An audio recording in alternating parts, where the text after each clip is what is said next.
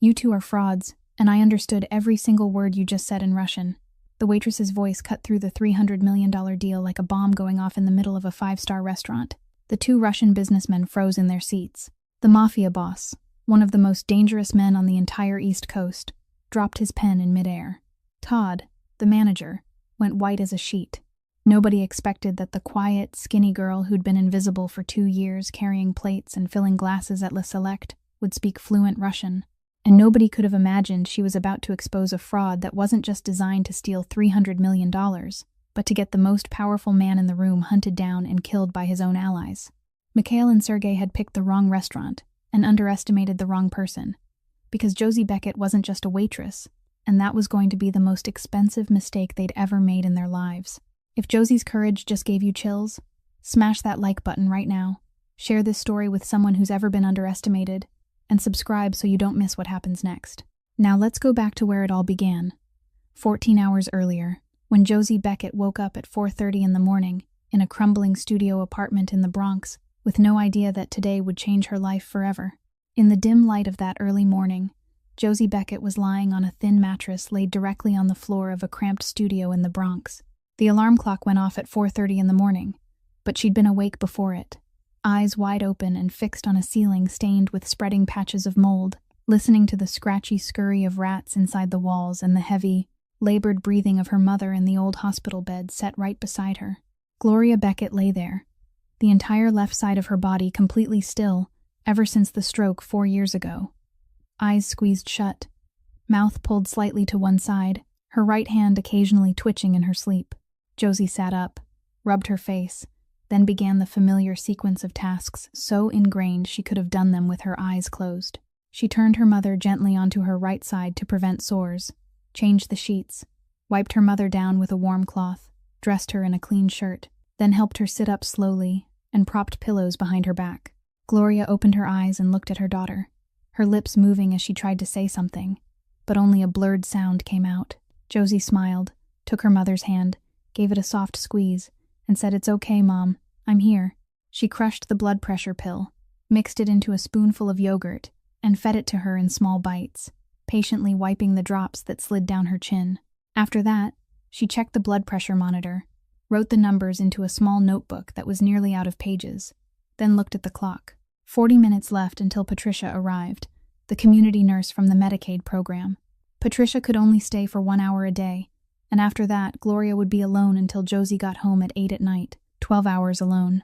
Every time Josie thought about that, her chest tightened like someone's hand was closing around it. While she waited, she sat at the tiny kitchen table piled with envelopes.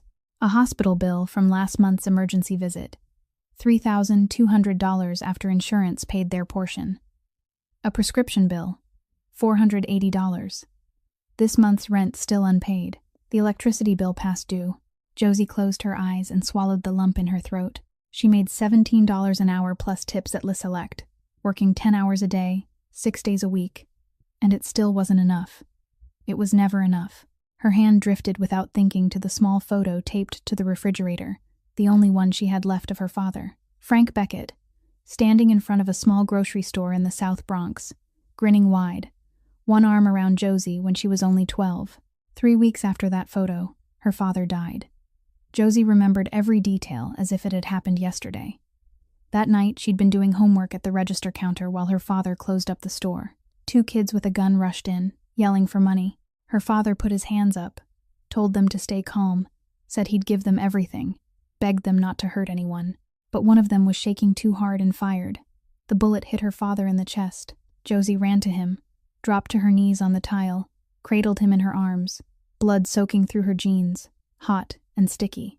Her father looked at her, his eyes already starting to fade, and whispered in a broken, uneven voice, "You have to live well, my girl.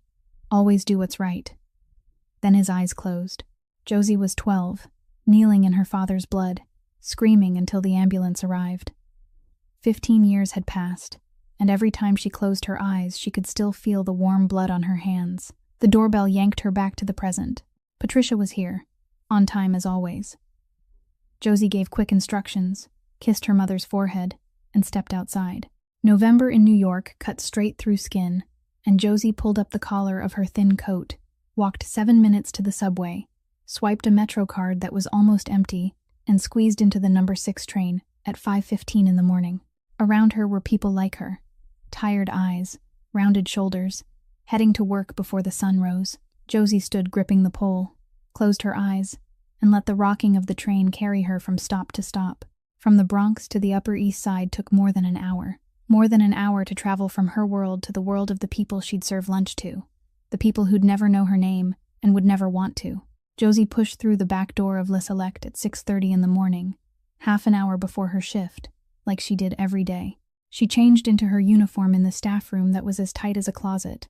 A white button-down shirt, a black apron, black flats with the heels worn down, then twisted her brown hair into a tight bun at the nape of her neck. When she looked in the mirror, she saw someone designed to be invisible. Le Select before opening was a different world entirely. The crystal chandeliers dark, the empty tables and chairs cold, the sharp scent of floor cleaner mingling with butter drifting from the kitchen. Josie started wiping tables, folding napkins, polishing crystal glasses, checking each set of silver cutlery. She worked carefully because she knew Todd Brennan always found a reason, and this morning was no exception. Todd appeared at 7 o'clock, black suit, hair slicked back with shiny gel, a chunky silver ring on his finger that he bragged was designer but Della said he'd bought at a Canal Street flea market. He made a slow lap around the dining room, eyes sweeping over each table like a health inspector, then stopped exactly where Josie had just finished. He touched one finger to the marble tabletop, lifted it up under the light as if inspecting dust, then turned to Josie. There was no one else in the dining room. Todd always chose moments like that. He spoke softly, almost whispering, with the tone of someone offering helpful guidance instead of delivering a humiliation. Josie, I don't understand why you can't even manage something as simple as wiping a table. There's still a spot. She looked at the table again, spotless, not even a fingerprint, but she didn't argue. She'd learned that arguing only made everything worse. She said, yes, I'll wipe it again right now. Todd didn't leave. He stood there with his arms crossed, watching her wipe it a second time. Then he shook his head. Still not good. Do it again. Josie wiped it a third time. Her hand clenched the cloth so hard her knuckles turned white. Todd tilted his head and lowered his voice even more. So low it felt like only the two of them existed. You know why you're here, Josie. Not because you're good. Because nowhere else would take you. No degree, no skills, nothing. You should be grateful I'm even letting you stand here. He gave her shoulder a light pat like she was a well-behaved child and walked away, whistling. No one witnessed it. There were no cameras recording in the dining room, because the restaurant respected the privacy of its VIP guests. Todd knew that. He always knew. Josie stood there alone, still gripping the cloth, jaw locked, eyes burning, but she didn't cry. She didn't cry here. Not ever. Tears were a luxury saved for later, for home, for the moment the door was locked and her mother was asleep. Josie had thought about reporting it. She'd gone online and read about workplace harassment, about employee rights, about how to file a complaint with the Equal Employment Opportunity Commission. But then she looked at reality. Todd never said those things in front of anyone else. No witnesses, no recorded proof, just her word against a manager's. And even if someone believed her, she'd need a lawyer. A lawyer cost money. Money she didn't have. And the thing she feared most wasn't Todd. It was losing her job. $17 an hour plus tips wasn't much, but it kept her mother's morning medication paid for. It covered the minimum payments on the pile of bills that never stopped growing. Losing Le Select meant losing everything. So Josie swallowed it. Every morning, she swallowed it. That was when Della Nguyen came out of the kitchen holding a tray of clean glasses and saw Josie standing beside a table that shone like glass, her face set and rigid. Della was 15 years older than Josie, the longest working server at Le Select, black hair pulled into a ponytail, small but quick on her feet. She looked at Josie, then toward Todd disappearing behind the bar, then back at Josie. She understood. She always did. Della stepped closer and murmured, again. Josie didn't answer, only gave the smallest nod. Della sighed, placed a hand on Josie's arm and squeezed for a single second before letting go, then turned away and went back to work. She didn't say more because she needed this job too. She had bills too, and she had no power to change anything. Two women trapped in the same snare, meeting each other's eyes and understanding everything. and still unable to do anything except keep wiping tables, carrying plates, and swallowing, Josie walked into the kitchen, set her cleaning cloth down on the stainless steel counter, and stopped in front of the glass door that led to the service hallway. Her reflection floated in the dark-tinted pane. Thin, hair pulled into a tight bun, black uniform, tired gray eyes. Someone born to be forgotten. That was how she survived here. Silent, head down, dissolving into the background. But what nobody knew, not Todd, not Della, not anyone in this restaurant or anywhere in her life, was that beneath that invisible shell, Josie was hiding a secret she guarded even more carefully than the tips she kept tucked in her pocket. 4 years earlier, when her mother had just had the stroke and Josie was desperate for any extra work she could find, she signed up as a home care aide through a small agency in Queens. They paid $12 an hour, no degree required, just basic cooking, cleaning, and the ability to handle a difficult elderly person. The first and only client they assigned her was Irina Morozova, an 80-year-old Russian woman living alone in a small third-floor apartment in an old building in Rego Park after her husband died of lung cancer. The first day Josie arrived, Irina was sitting in an armchair by the window, white hair pinned up in a high bun, back straight as a ruler even at 80, looking Josie up and down before saying something in Russian. Josie didn't understand a single word. Irina didn't speak English well, only a few simple sentences, slow and thick with an accent. Josie didn't speak Russian. The first week they communicated with gestures, with expressions, with pointing at objects. Josie cooked soup. Irina nodded or shook her head. Josie mopped the floor. Irina pointed to the spots she'd missed. Not many words, and yet strangely, no distance at all. Something linked the two women from the beginning, maybe because both of them were lonely, maybe because both of them had lost the man they loved most and had to keep living with no one beside them. By the second week, Irina started teaching, not in any formal, planned way, but as naturally as breathing. She pointed at a cup and said chashka. Josie repeated it. Wrong. Irina laughed and corrected her. Josie tried again. Right? Irina nodded. Then okno was window, voda was water, korosho was good. A few words a day, a few sentences each week. Josie didn't know why she remembered so quickly. Russian was hard, the pronunciation intricate, the grammar tangled. But something about the language pulled her in. Maybe it was because Irina's voice softened when she spoke Russian, warmer than those blunt little English phrases.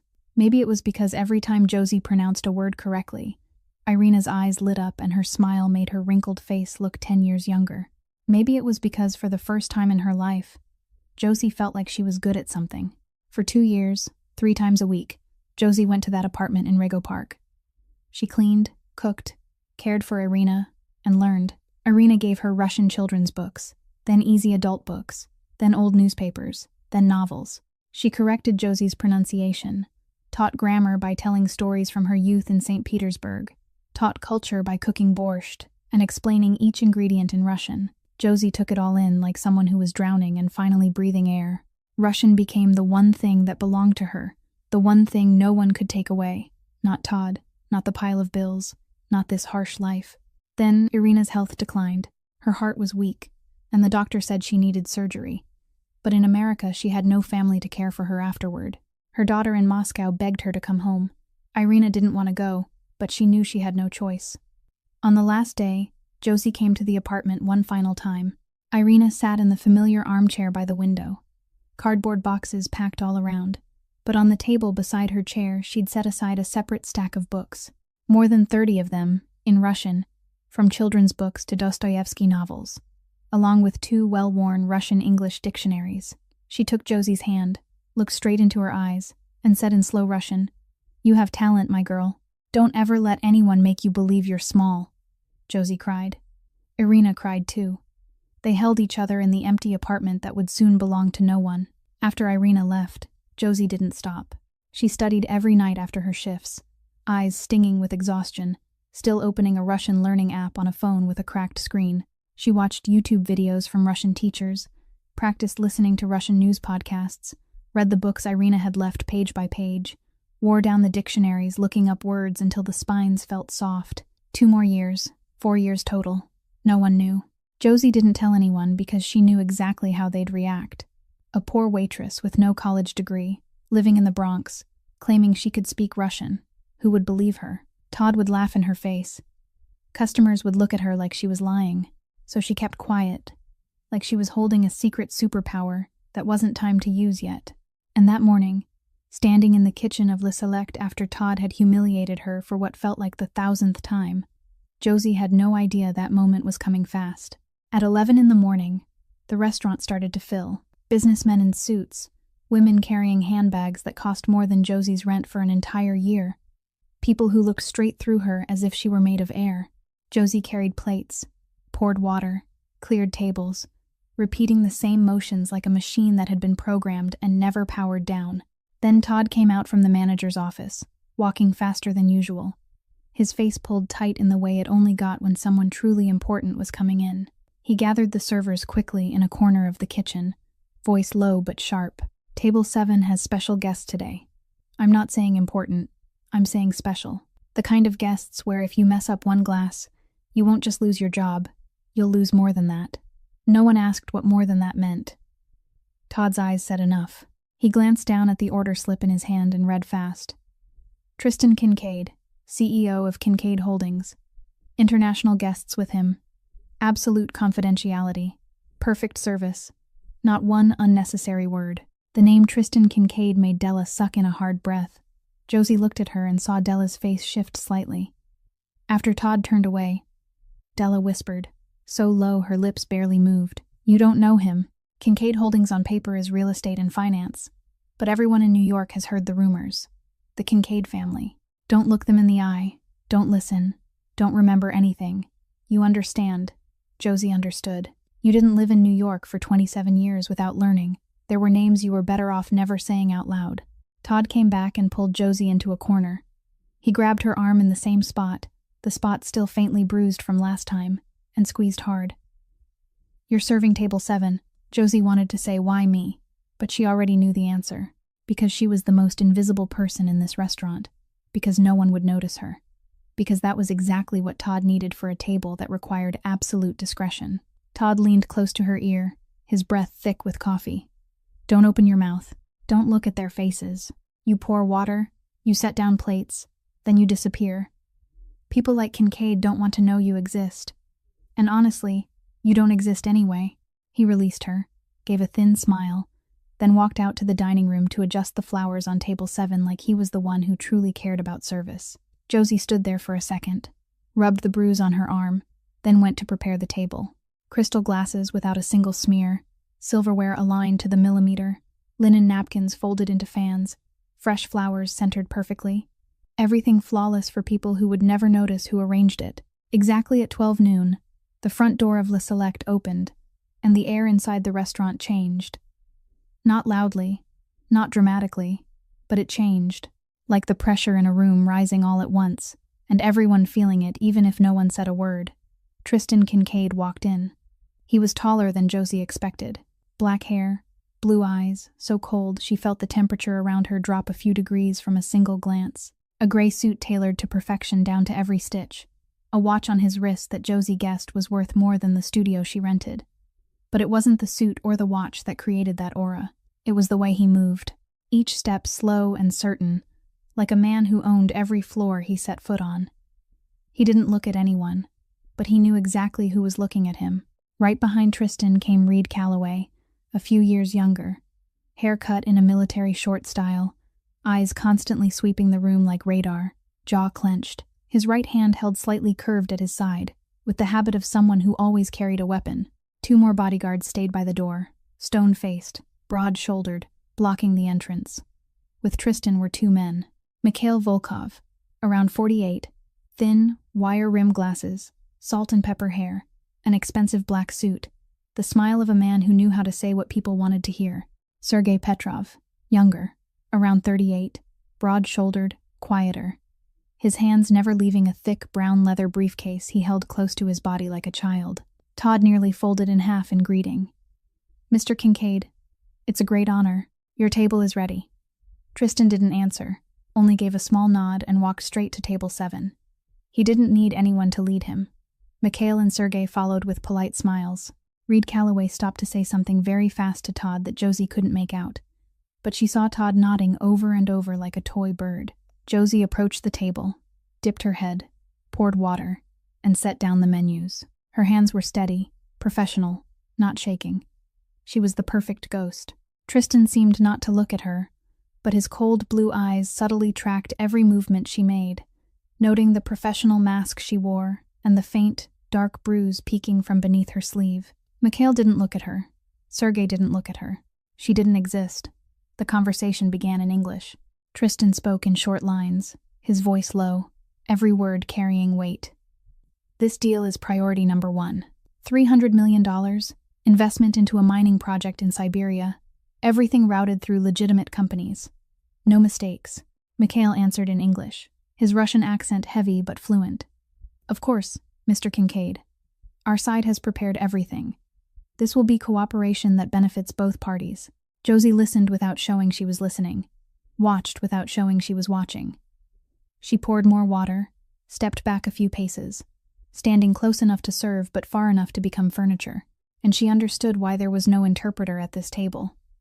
A $300 million deal, routed through channels, sunlight never touched. The kind of deal where every additional person who knew was a risk. An outside interpreter could be bought, could be set up, could sell information to a rival or to the FBI. Tristan Kincaid wasn't the kind of man who accepted that risk. The Russian side had agreed to negotiate entirely in English, and Tristan believed he controlled everything at this table. But there was one thing he didn't control, one thing he had no idea existed right beside him. The invisible girl pouring his water understood Russian.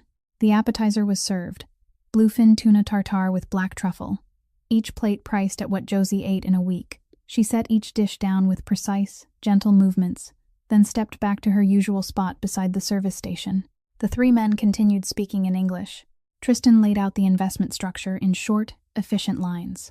The money would pass through 3 layers of intermediary companies before reaching the mining project in Siberia, each layer perfectly legal on paper, clean enough that any audit would find no crack to pry open. Mikhail nodded again and again, praised the structure as tight, asked a few technical questions about the transfer schedule.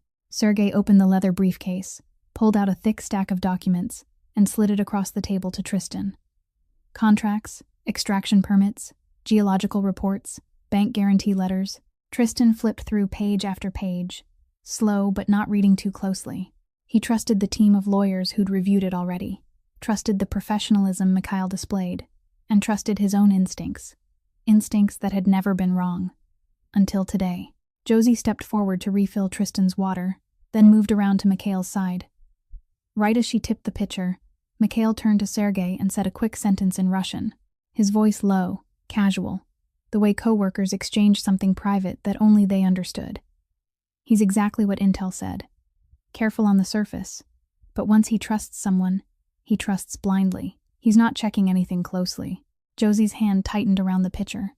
Her heart skipped a beat. She understood every word, not vaguely, not guessed from context, but clearly, each word sharp and complete, as if Mikhail were speaking directly into her ear in English. Sergei answered in Russian too, quieter but distinct. Good. The more he trusts, the faster he signs. Once he signs, nothing can be undone. Josie finished pouring, her hand steady, but inside her everything was collapsing. She stepped back 2 paces, her face blank, exactly like a ghost was supposed to be. But her mind was spinning.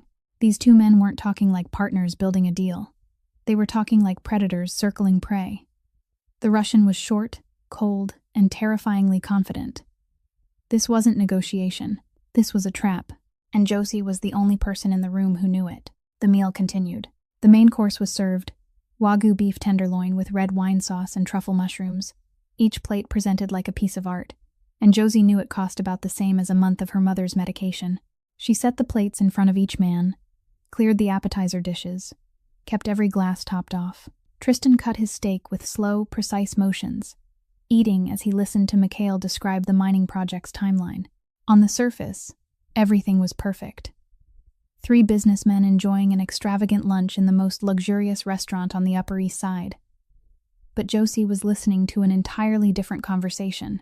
Mikhail and Sergei were switching into Russian more often now, more naturally, more comfortably. They were completely certain no one in this American restaurant understood their language.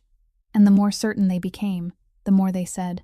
Josie stood beside the service station with the water pitcher in her hand, her face as empty as a blank wall, but her ears were catching every syllable. Mikhail sliced off a piece of steak, chewed slowly, then spoke to Sergei in Russian, calm as if he were discussing the weather.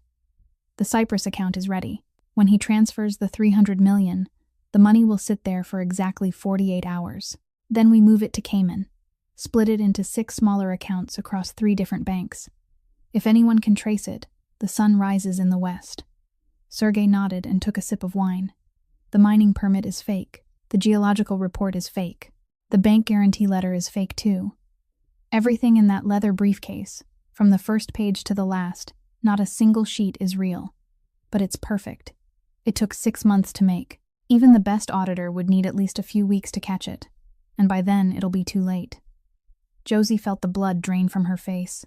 She was standing less than 2 meters from these men, water pitcher in hand, and she had just heard that the entire $300 million deal was a performance built from start to finish. The company didn't exist. The project didn't exist. The Siberian mine didn't exist. It was all a trap manufactured over 6 months to swallow Tristan Kincaid's 300 million whole. But what truly sent cold down Josie's spine was the next line. Mikhail wiped his mouth with the linen napkin, leaned closer to Sergei, and lowered his voice a little more, but Josie still heard every word with brutal clarity. The best part is, after the money disappears, he can't come looking for it, because by then, he'll be busy staying alive. Sergei's mouth curved in a thin smirk. Is the evidence ready? Perfect, Mikhail answered, his eyes gleaming. We have fake emails, fake texts, even an edited audio recording, all of it showing Kincaid selling internal information to the feds. When the Allied families get it, they won't ask questions. They won't verify. In their world, suspicion is enough. They'll hunt him down before he can even open his mouth to explain. Sergei nodded slowly, voice cold. So he loses 300 million, and he loses his life. 1 arrow, 2 targets. Mikhail lifted his wineglass. No, comrade. 1 arrow, 3 targets.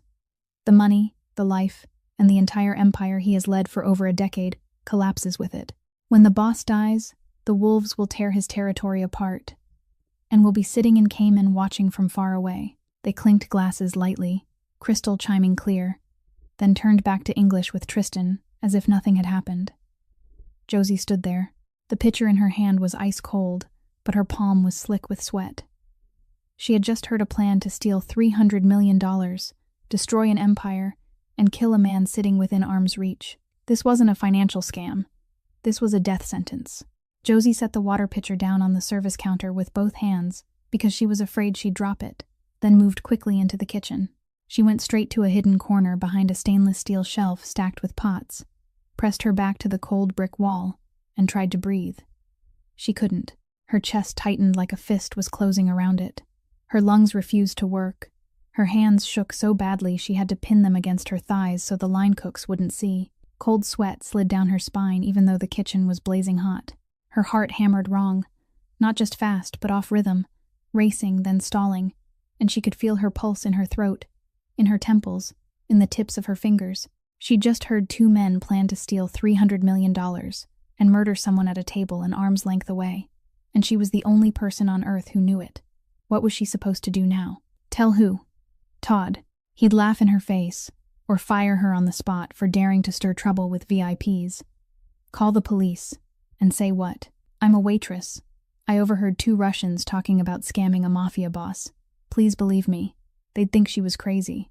And even if someone did believe her, police showing up meant the FBI would learn about a $300 million deal, meant Tristan Kincaid would be investigated, meant she'd just blown up both sides, and both sides were the kind of people who could make her disappear and never be found. If she spoke up, she was placing herself in the middle of the underworld, a world where violence wasn't a threat. It was daily language. A world where her father had died to violence even though he had nothing to do with it. But if she stayed silent, Josie closed her eyes and the images came without being invited. Tristan Kincaid signing the contract, transferring the $300 million, the money vanishing into Cyprus and then Cayman. 48 hours later, the Allied families receiving the fake evidence. No one verifying. In that world, suspicion was enough. Mikhail had said it. And then, Tristan Kincaid, the man sitting within arm's reach, would be hunted down by the very people he trusted. And Josie would have to live the rest of her life knowing she could have stopped it, but chose silence. Josie opened her eyes. The white brick wall of the kitchen blurred, replaced by the tiled floor of her father's grocery store in the South Bronx 15 years earlier. Blood on her knees, her father's hand in hers, growing weaker, growing colder. Her father's broken voice. "You have to live well, my girl. Always do what's right." Then Irina's voice, warmer, softer, in Russian. "Don't ever let anyone make you believe you're small." Two voices, two languages, the same message. Josie stood there with her back against the cold wall, eyes open and fixed on nothing, and she felt as if those two people were standing beside her, waiting for her to decide. "Josie, coffee for table 7, now." Todd's voice ripped through the silence from the kitchen doorway. Josie flinched, yanked back into the present. Table 7. 3 men. 300 million. A death sentence being signed right now. She wiped the sweat from her hands onto her apron, stepped to the espresso machine, and placed 3 cups of espresso on a silver tray. Her hands were still shaking, but not enough for anyone to notice. She looked down at the 3 cups of black coffee, the surface trembling slightly with the tremor in her fingers, and she knew that when she walked back through that kitchen door, she would have to choose silence and safety, or speak up and have no idea what would happen next. Josie pushed the kitchen door open with her shoulder, both hands steadying the silver tray with 3 cups of espresso. Every step from the kitchen into the dining room felt like a century. She still hadn't decided. Or maybe, more truthfully, she was trying to find a reason not to decide. Maybe she'd misheard. Maybe her Russian wasn't as good as she thought. Maybe they were joking, but she knew she hadn't misheard. 4 years of study, thousands of hours of practice. She'd heard every word as clearly as English. And nobody joked about $300 million in a voice that cold. Table 7 came into view. Tristan had a pen in his hand, the folder open in front of him. The last page. Mikhail sat across from him, fingers laced on the table, wearing the patient smile of a man who knew he was about to win. Sergei sat beside him, the leather briefcase now open, another set of documents waiting inside. Reed Calloway stood a few steps from the table, eyes sweeping the room out of habit but not sweeping the one place he needed to, because the threat wasn't outside. It was sitting right in front of his boss, smiling politely, sipping French wine. Josie approached the table and set down each cup of coffee, in front of Tristan, then Mikhail, then Sergei. When she placed the last cup in front of Sergei, he glanced at her, then turned to Mikhail and spoke in Russian, quiet but dripping with contempt. "This girl isn't bad. Look at that blank face. Typical American. Doesn't know anything but English. You could read the whole plan out loud in front of them, and they'd still smile and nod." Mikhail gave a soft laugh and took a sip of espresso. "That's why this is so easy. Americans think the whole world speaks their language. They don't bother learning anything else. Arrogant. And arrogance has a price." Josie stepped back, her face empty. She was used to being dismissed, treated like an object, spoken about as if she weren't standing there. Todd did it every day. Customers did it every hour. She'd become immune. But today was different. Today the contempt came packaged with a plan to kill someone. Tristan signed the last page. The sound of the pen sliding over paper was light, ordinary, like it was just another signature among the millions in his life. But Josie knew that signature could kill him. Mikhail reached across the table, took the signed folder back, smoothed it flat, and slipped it into Sergei's briefcase. Then he leaned in and added one more sentence in Russian, low and slow, each word heavy as a bullet. "When his allies get the evidence we planted, Kincaid will die with no place to be buried. No one escapes Mafia loyalty. Betrayal is a death sentence, and he won't be able to prove he's innocent, because our evidence is too perfect. 300 million and 1 life. The best job of our lives." Sergei lifted his espresso. In place of congratulations, the 2 cups clinked softly. Josie stood by the service station, less than 3 meters from the table, and something inside her broke, not in the way that collapses. In the way a door held shut for too long finally blows its hinges clean off. She'd been silent her whole life. Silent when Todd humiliated her. Silent when customers treated her like air. Silent when she swallowed her tears every night in that moldy studio. Silent because silence was safe. Silent because speaking up meant getting crushed. But that night on the grocery store floor, her father hadn't told her to be safe. He'd told her to do what was right, and Irina hadn't taught her Russian so she could hide it forever. She'd taught her so Josie would know she wasn't small. Josie set the empty silver tray down on the service station, gently, without a sound. She looked at table 7. Tristan was saying something to Mikhail in English, relaxed, confident, completely unaware he'd just signed his own sentence. Mikhail nodded, smiling wide. Sergei closed the briefcase and snapped the lock shut. Todd stood farther away with his arms crossed, satisfied because the VIP table was going smoothly. Josie drew a deep breath, the deepest she'd ever taken in her life. The restaurant's cool air filled her lungs, sharp and clean. Then she walked. 1 step, 2 steps, 3 steps, toward table 7. "Excuse me." The words came out smaller than she wanted, almost a whisper, swallowed by the soft jazz drifting from the ceiling speakers and the clink of cutlery from nearby tables. No one heard her, or no one cared to. Tristan was still talking to Mikhail about the transfer schedule. Mikhail nodded, casually turning his wineglass. Sergei checked his phone. Todd stood by the bar with his back to her. Josie swallowed, her throat dry and raw. Every cell in her body was screaming at her to turn around, go back into the kitchen, pretend she hadn't heard anything, survive today, and then tomorrow, and the next day, the way she'd survived for 27 years. Safe, invisible, alive, but her feet didn't move. "Excuse me." This time her voice landed clearer, harder, enough to make Tristan stop mid-sentence, enough to make Mikhail look up, enough to make Todd whip around with his face twisted in fury, and enough to make Reed Calloway take his hand off his hip, step forward 1 pace, and lock his eyes on Josie like a target. Todd got to her first. He crossed the dining room in long strides, face flushed purple, veins standing out in his neck, and grabbed Josie's arm, the same spot as always, the same crushing grip, only this time harder, hard enough that Josie had to clench her teeth to keep the pain from escaping as a sound. "Are you out of your mind?" Todd hissed through his teeth, voice low but sharp as a blade. "Get back to the kitchen, right now. Do you have any idea what you're doing?" Josie didn't move. She stood there with her arm burning in Todd's hand, eyes not on Todd but fixed on table 7, on Tristan Kincaid. He was looking at her, for the first time all through lunch, for the first time that day, maybe for the first time in her entire life. Tristan Kincaid was truly looking at her. Not past her, not over her, but at her. Those cold blue eyes settled on her face, and Josie saw something she hadn't expected. Not anger, not annoyance. Attention. The kind of attention a man earned by surviving 30 years in the underworld, reading people through their eyes. And Josie's eyes right now weren't the eyes of someone making a scene. They were the eyes of someone gambling her life. "Wait." Tristan lifted his right hand, palm open, facing Todd. 1 word. Not loud, not violent, but powerful enough that Todd let go of Josie as if he'd been shocked. Todd stepped back 2 paces, mouth still open, but he didn't dare add another word. Reed Calloway stayed still, eyes still locked on Josie, his right hand slightly curved at his side, ready for anything. Mikhail and Sergei exchanged a quick look, the kind of look most people would miss, but Josie saw it clearly. Confusion. Alarm. "What is it?" Tristan said, voice low, no question mark, not a polite inquiry but an order.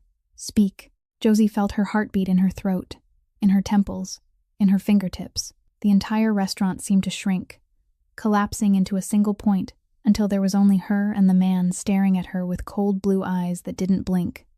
She opened her mouth. Her voice trembled on the first word, steadied on the second.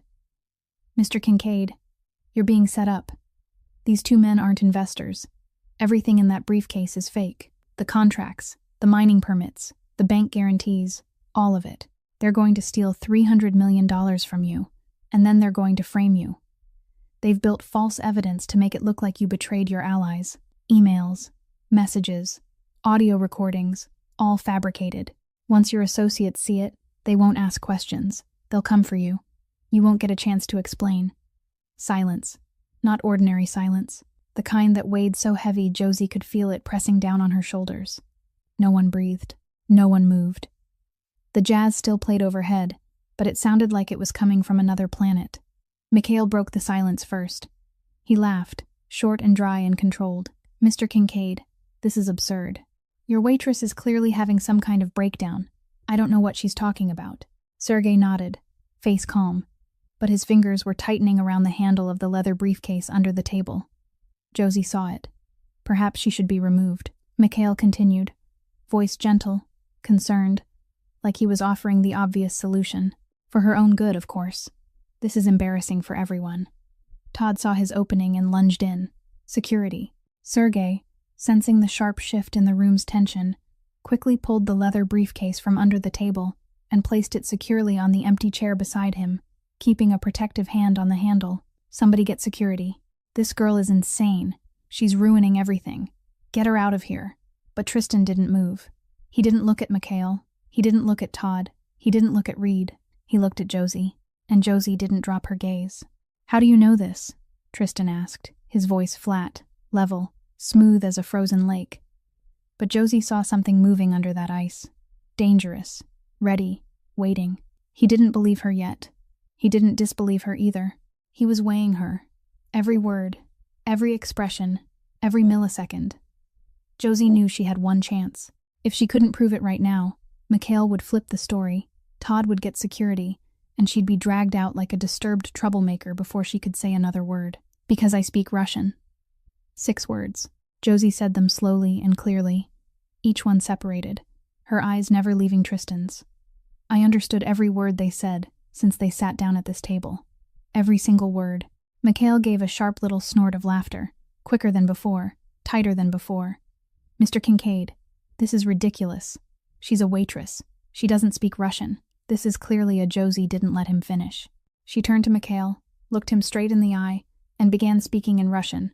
Fluent, precise, one sentence at a time. You said the 300 million would be transferred to an account in Cyprus. Sit there for 48 hours, then be split into 6 smaller accounts across 3 banks in Cayman.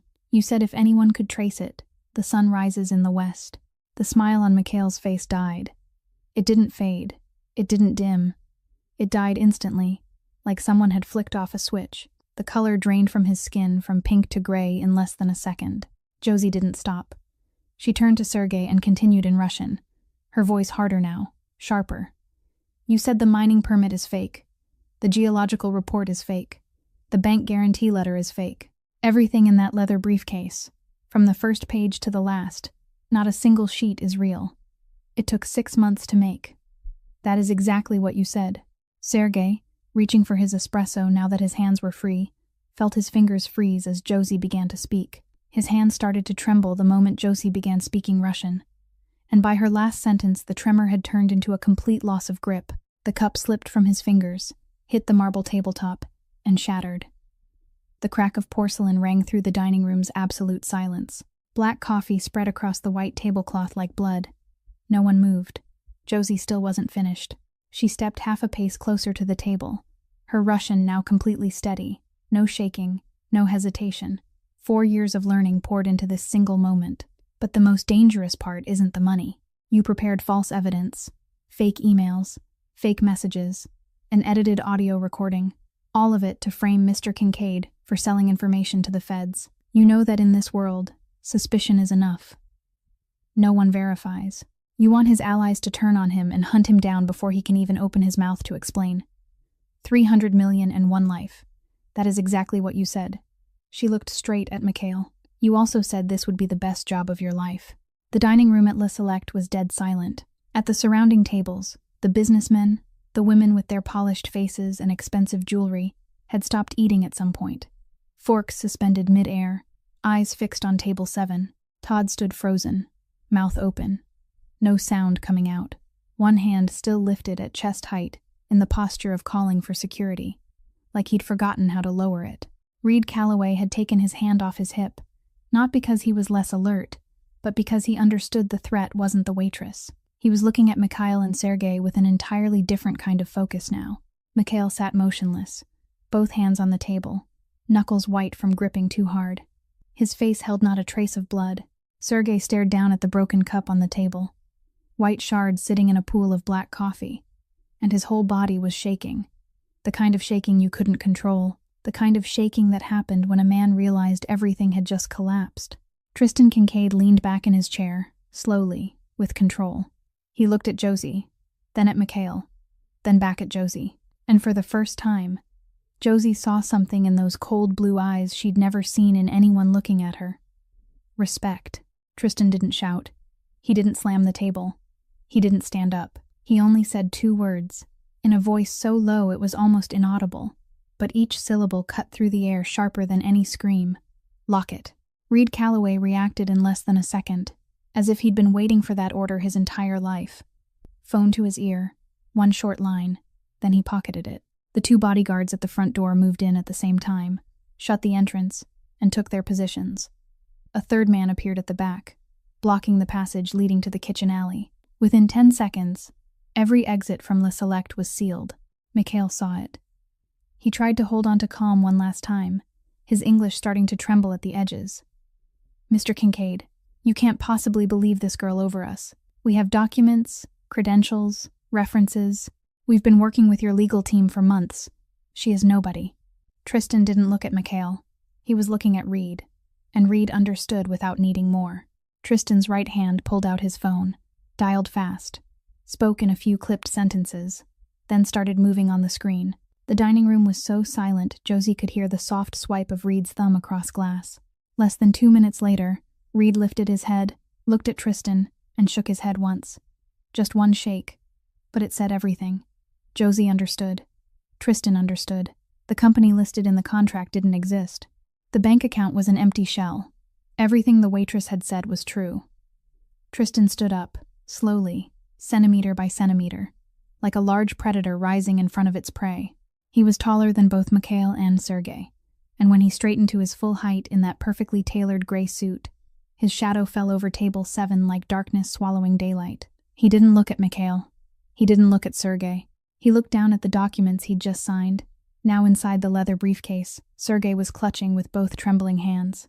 Then he spoke in English, so slow each word landed like a hammer against a coffin. I'm not going to ask why. I'm not going to ask who you are. I don't need to know. Reed. He didn't turn. He didn't have to. Reed was already at his shoulder. Take them. 2 words. Soft, ordinary, like clear the table or call the car. But Josie watched the blood drain from Mikhail's face so fast it looked like someone had opened a valve. He understood what those 2 words meant in Tristan Kincaid's world. Mikhail opened his mouth, trying to say something, but Reed's hand was already on his shoulder. Not hard, not violent, just placed there. But it was the hand of a man who wasn't used to being refused. Sergei didn't need to be touched. He stood immediately, unsteady on his feet, face white as paper, still hugging the briefcase until Reed took it from him with smooth, decisive ease. 2 bodyguards stepped in, 1 on each side. They didn't speak. Mikhail and Sergei were escorted through the dining room, between tables of guests frozen in silence, past Todd pressed against the wall like a man without a soul, out the back door, into the kitchen alley, where a black SUV with tinted windows had been waiting. Somehow, the whole time. There was no screaming, no begging, only the sound of leather shoes on marble, the sound of a car door opening and shutting, the engine starting, then fading away, then silence.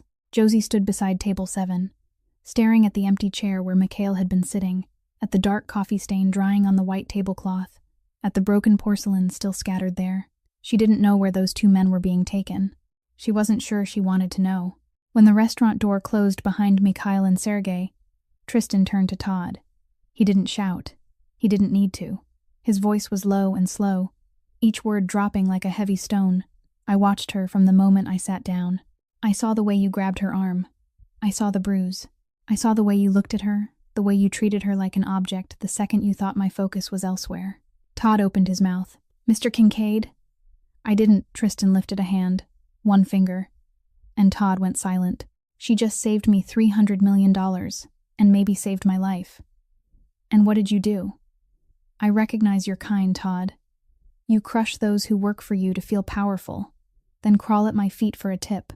You think I didn't notice the bruise you left on her arm. I saw everything, and I'm not impressed. Todd stepped back, his face gone gray, lips moving but no more words coming out. Tristan had already turned away, walking toward a small table in the corner of the restaurant, away from the guests' curious eyes, away from the broken cup and the black coffee stain on table 7. He pulled out a chair, sat down, then looked at Josie. Sit down, please. Not an order, not a polite formality. An offer. Josie sat in the chair across from him.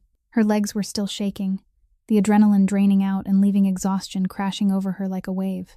She'd just done the most reckless thing of her life, and still had no idea what the consequences would be. Tristan studied her in silence for a few seconds. His blue eyes were still cold, but different now, the edge still there, yet underneath something was searching, trying to read her the way he read a contract he'd never seen before. "Where did you learn Russian?" Josie drew a breath. 4 years ago, I worked as a home care aide in Queens. I took care of an elderly Russian woman, Irina. She was 80, living alone, her husband dead, nobody to talk to. I didn't have anyone to talk to either. She taught me Russian every time I came. For 2 years. Then she had to go back to Russia because of her health. She left me her books. I taught myself for another 2 years. She paused and swallowed lightly. 4 years total. No one knows. Tristan didn't interrupt.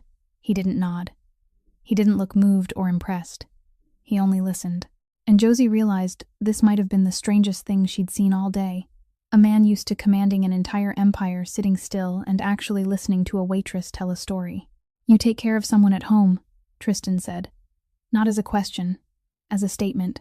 He'd read something on her face, in her tired eyes, in the way she'd walked that morning like someone who'd been awake before dawn too many days in a row. "My mother," Josie answered. "A stroke 4 years ago. Half her body paralyzed. She can't speak clearly. I take care of her in the morning. A community nurse comes for 1 hour. Then my mother is alone until I get home. 12 hours. Every day." She didn't say more about the hospital bills, about the pile of envelopes on her kitchen table, about the nights she lay awake calculating whether she'd have enough money for her mother's medicine this month. She didn't need to. Tristan looked at her and she knew he understood. "You knew who I am," Tristan said, his voice a little lower. Josie nodded once. "You knew what world this is. What kind of people sit at that table? What could happen to you if you opened your mouth?" Josie nodded again. "And you still spoke up." Tristan leaned forward, elbows on the table, eyes locked on hers. Why? Not angry, not challenging, truly wanting to understand. One word, but Josie heard behind it an entire lifetime inside a world where no one did anything without a motive, where no one risked their life without money, where no one was good without a price, and she had just broken every rule he knew. Josie looked down at her hands on the table. Small hands, rough from scrubbing, nails cut short, no polish. Then she looked up. "Because I carry a promise made in blood. When I was 12, I watched my father lose his life defending our small store. As he took his last breath in my arms, he told me to always do what's right, no matter the cost. Today, I simply kept that promise. The last thing he said to me was always do the right thing." She paused for a beat. "So that's what I did." Tristan said nothing. Not for a long time. He sat back in his chair, looking at her, and Josie saw something shift in those cold blue eyes. It didn't vanish. The cold was still there. But underneath, at the deepest layer, something softened. Just slightly. Almost invisible. But it was there. Like the first crack on the surface of a frozen lake when spring finally touches it. Tristan stood. He pulled a business card from the inside pocket of his suit jacket. Black with embossed silver lettering. No logo. Only a name and a phone number. He placed it on the table and slid it gently toward Josie. "Come see me." 2 words, no explanation, no when, no why, no mention of pay or a title. Tristan Kincaid wasn't the kind of man who made detailed offers in a crowded restaurant. He offered a door. Whether she walked through it was her choice. Josie stared at the card on the marble tabletop, lying beside the dark spill of coffee from Sergei's shattered cup that still hadn't been wiped away. The card was smaller than her palm, but heavier than anything she'd ever held. She picked it up carefully, with 2 fingers, the way you lifted something both valuable and dangerous. Tristan fastened his jacket button again and signaled to Reed. Reed nodded and moved ahead to clear the path. The 2 bodyguards at the door were already ready. Tristan took 2 steps, then stopped. He didn't turn fully, only glanced back over his shoulder at Josie. "Josie." She lifted her head. "Whether you come or not, from today, you're no longer invisible. I see you." Then he walked away. The doors of Le Select closed behind his group. Josie stood in the middle of the dining room, black card clenched in her hand, surrounded by the eyes of the entire restaurant fixed on her, and those last words kept ringing in her skull like a bell. I see you. 27 years. 27 years of living like a ghost. Her father dead, her mother paralyzed, dropping out of school, carrying plates, wiping tables, being humiliated, being looked through, being treated like furniture. 27 years of nobody seeing her. And the first person to say those words to her was the most dangerous man she'd ever met. Josie tightened her grip on the card, felt its sharp edge press into her skin, and she didn't know if she was shaking from fear or because for the first time in her life, she felt real. That night, Josie got back to the studio in the Bronx at 9 p.m. Patricia had been gone for hours. Her mother lay in the dark with her eyes open, staring up at the ceiling. Josie clicked on the small lamp by the bed, sat on the edge of the thin mattress, and took her mother's hand. Gloria looked at her daughter, blinking, her mouth moving as if she were trying to say something, but only an unclear sound came out. Josie understood. After 2 years, she could read everything her mother wanted to say through her eyes. Her mother was asking if she was okay. Josie smiled and said, "I'm okay, Mom," then leaned down and kissed her forehead. But she wasn't okay. She gave her mother the evening medication, pulled the blanket up, waited until she fell asleep, then sat at the kitchen table. The envelopes were still piled there. $3,200 in hospital bills, $480 for prescriptions, rent overdue, electricity overdue. And now, right in the middle of that pile, Josie placed one more thing, the black business card with embossed silver letters. Tristan Kincaid, Chief Executive Officer, Kincaid Holdings. She stared at the card, then at the bills, then back at the card. 2 worlds sitting side by side on the same tabletop. One world crushing her day after day. One world that could set her free and could also swallow her whole. Josie picked up her phone, opened her messages, and found her chat with Irina. Moscow time was early morning, but Irina always woke early. Josie typed in Russian, the way they'd done ever since Irina left America. "I'm standing in front of a big decision. I'm scared," Irina replied 3 minutes later. "My girl, being scared is normal, but don't let fear choose for you. Trust yourself. You're stronger than you think." Josie read the message again and again, then looked at her mother sleeping, listening to the steady, heavy rhythm of her breathing. She looked down at the stack of bills. She looked at the business card. $25,000 a month. That number could wipe out the bills in a single month. It could move her mother somewhere better. It could get her better insurance, a private nurse, medication at the proper dose. It could let her mother live instead of merely exist. But the price. Josie couldn't sleep that night. She lay there listening to rats in the walls, the upstairs neighbors fighting, her mother shifting and making soft, pained sounds in her sleep, and she thought about her father, about Irina, about Tristan Kincaid and those cold blue eyes that, for one brief moment, had softened when they looked at her, about his last words. "From today, you're not invisible anymore." 3 days later, Josie stood in front of the Kincaid Holdings building in Midtown Manhattan. 50 floors of glass and steel rising straight into the gray November sky. She wore the only pair of black slacks she owned, a white blouse from Goodwill that she'd ironed 3 times that morning, and black flats with worn heels that were still clean. Her dark brown hair hung loose, not twisted into the tight bun she wore at the restaurant. For the first time in a long time, she wasn't trying to disappear. The receptionist in the lobby looked her up and down, eyes pausing on the worn shoes, the slightly oversized blouse, the way she stood, like someone who wasn't used to stepping into a building like this. "Can I help you?" Polite, but distant. "I have a meeting with Mr. Kincaid." The receptionist lifted an eyebrow. "Your name?" "Josie Beckett." The woman typed into her computer, and her expression changed completely, fast and unmistakable, like someone had flipped a switch. Surprise, then respect, then even a hint of nervousness. "Miss Beckett, yes. Mr. Kincaid is expecting you. 50th floor. Mr. Calloway will meet you at the elevator." Josie stepped into the elevator. The doors closed, and she saw her reflection multiplied endlessly in the mirrored walls.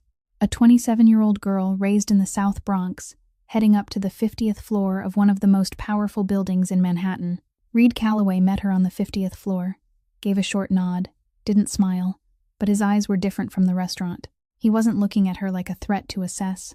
He was looking at her like someone who had been cleared. He led her down a marble-floored hallway to the last office. The door opened. Tristan sat behind a dark wood desk with a phone tucked at his shoulder, signaling for her to come in and sit. Josie lowered herself into the leather chair across from him and waited. When Tristan hung up, he looked at her. Mikhail Volkov and Sergei Petrov have been handled. His voice was flat, and he didn't explain what handled meant. And Josie didn't ask. She understood that in this world there were questions you didn't put into the air. My team traced them back and found they've run at least 4 similar operations in Europe over the past 3 years. Total losses over $200 million.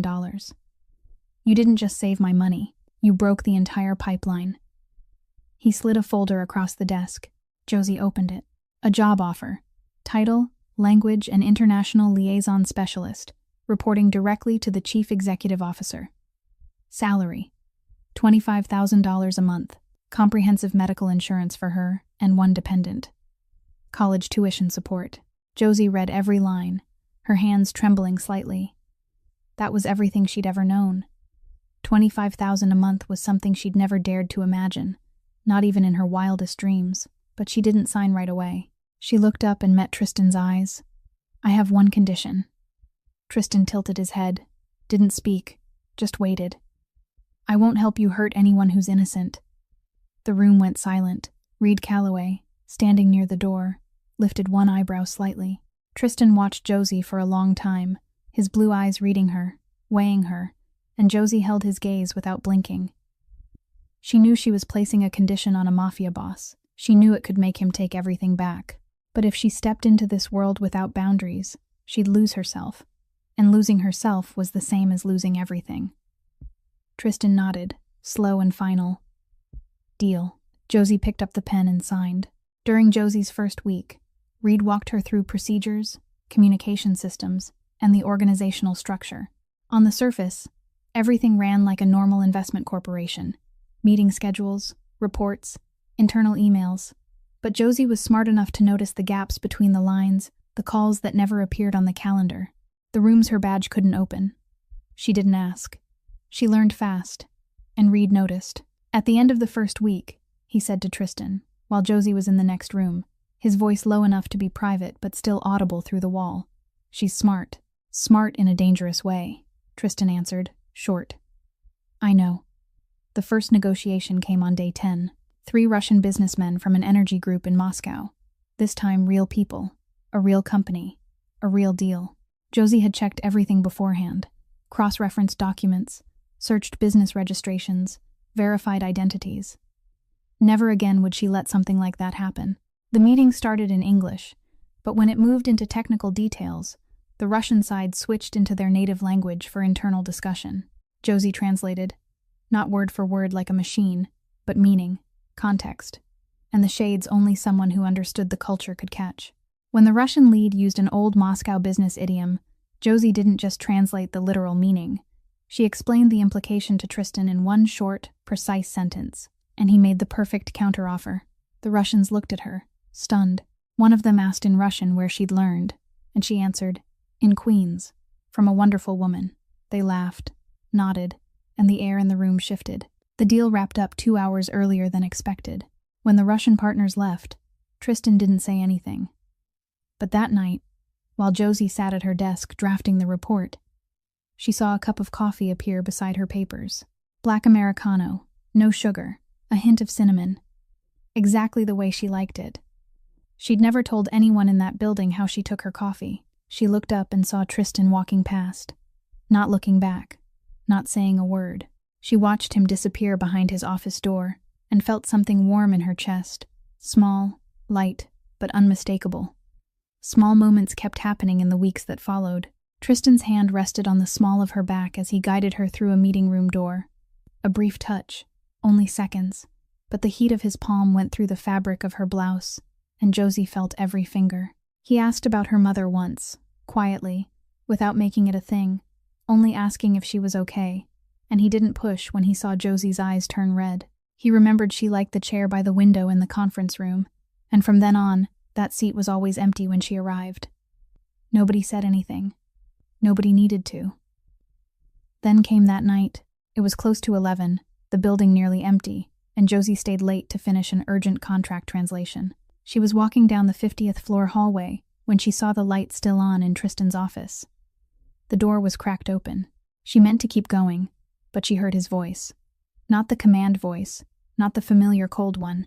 A different voice, low, tired, almost vulnerable. She stopped. Tristan sat behind his desk, his suit jacket off, sleeves rolled up, and in front of him was a small photo in a silver frame she'd never seen before.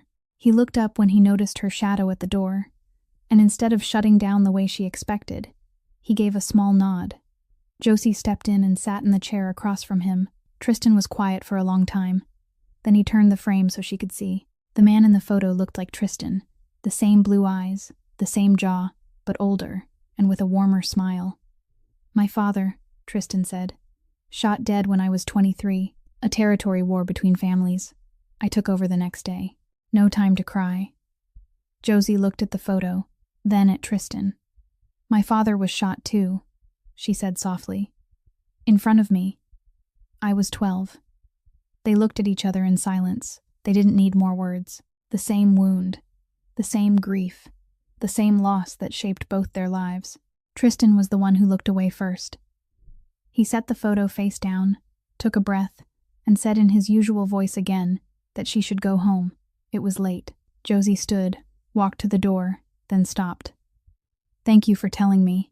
Tristan didn't answer, but Josie saw him give a small nod in the glow of the desk lamp. The next week, Josie signed a lease for a 2-bedroom apartment in Riverdale, still in the Bronx, but safe and clean, with big windows looking out over a park. She hired a private nurse for her mother, 8 hours a day instead of 1 hour through Medicaid. She enrolled in evening college, international relations, at the City University of New York, tuition paid by Kincaid Holdings.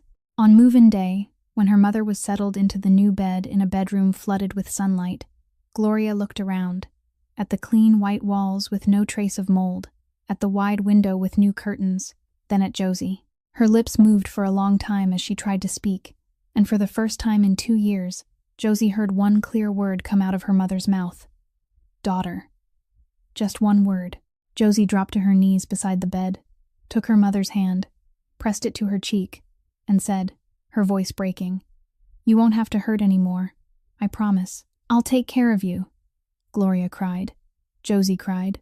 In that bright sunlit room, the two women held each other and cried, not from the same misery as before, but because for the first time in a long time, there was hope. 6 months later, Josie was sitting in her own office, on the 48th floor of Kincaid Holdings. On the glass door was a small plaque that read Josie Beckett, Director of International Relations. She'd hit every target Tristan set, and gone far beyond them.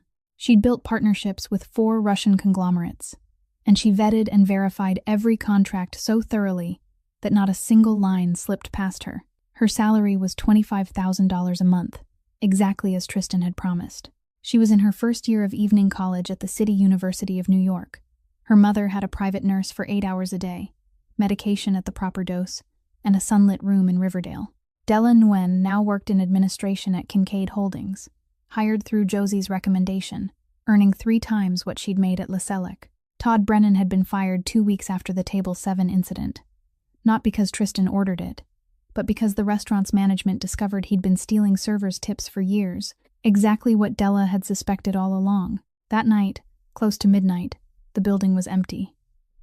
Josie stayed late, translating an urgent file for a meeting the next morning. She went up to the 50th floor to grab supporting documents, and saw the light still on in Tristan's office. The door was slightly open. She knocked softly and stepped in. Tristan sat behind his desk, his suit jacket draped over the chair, the top 2 buttons of his shirt undone, turning a whiskey glass slowly in his hand. She knew he didn't drink much, but tonight was different. He looked up at her, and Josie realized he was tired. Not the tiredness of missing sleep, but the tiredness of carrying too much for too long, with nowhere to set it down. Josie sat in the chair across from him, didn't speak, just waited. The silence stretched, but it wasn't heavy. It was the kind of silence between 2 people who didn't need to fill every space with words. Then Tristan spoke, voice low and slow, not looking at her, looking down at the whiskey. "You know, in this world, people stay near me because they're afraid or because they want something. No one stays because they want to stay. Reed is loyal, but that's a code of honor, not because he chose me. Partners are here for money. Enemies are here because they're scared." I live among hundreds of people, and I've never been able to trust anyone." He lifted his head, blue eyes locking onto Josie's. "You're the only person I trust, Josie. Not because you're afraid of me, not because you need money, but because that day in the restaurant, you could have stayed silent, safe, and no one would have known, but you chose to speak. You chose to do the right thing when doing the right thing could have killed you. I've never met anyone like that. Not once."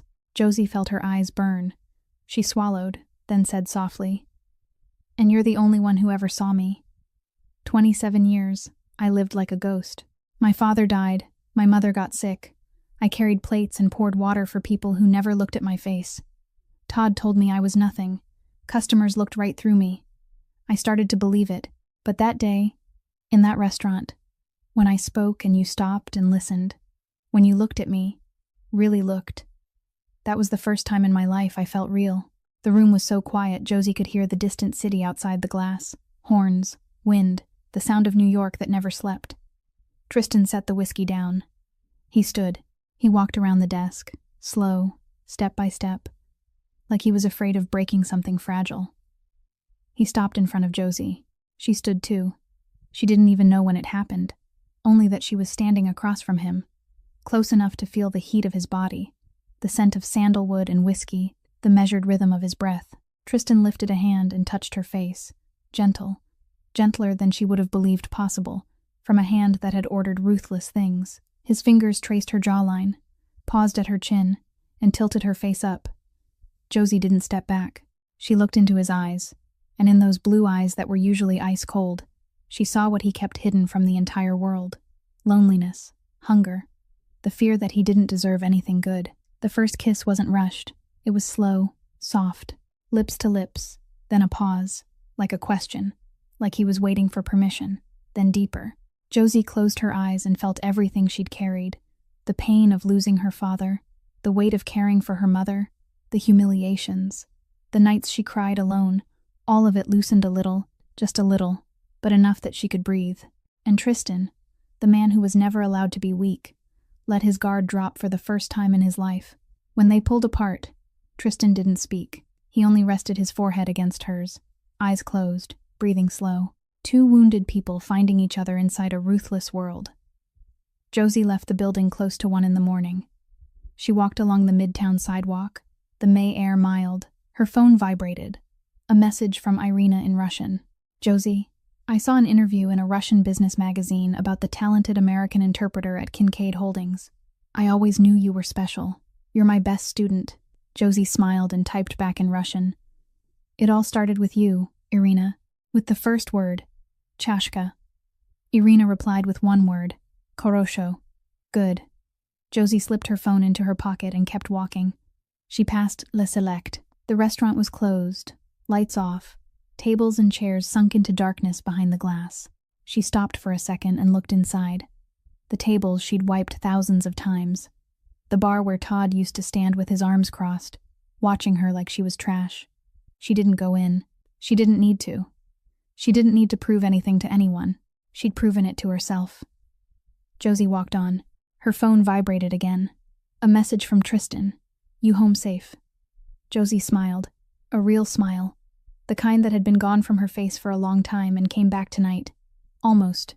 She typed. She looked at the city around her. New York. Huge, chaotic, ruthless, and still full of miracles if you dared to believe. 27 years Josie Beckett had lived like a ghost.